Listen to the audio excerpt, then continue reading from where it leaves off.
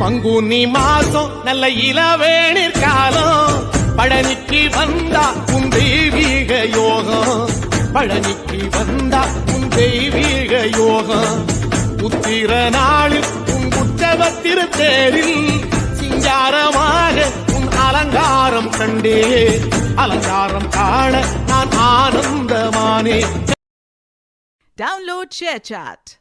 ஆடி வரும் காவடி அழகு முக காவடி பாடி வரும் பக்தரது பழனிமலை காவடி ஆறுமுக காவடி தோகமையில் காவடி அடியவரை வாழ வைக்கும் அமுதமுக காவடி ஆறுமுக காவடி தோகமை. Download ShareChat.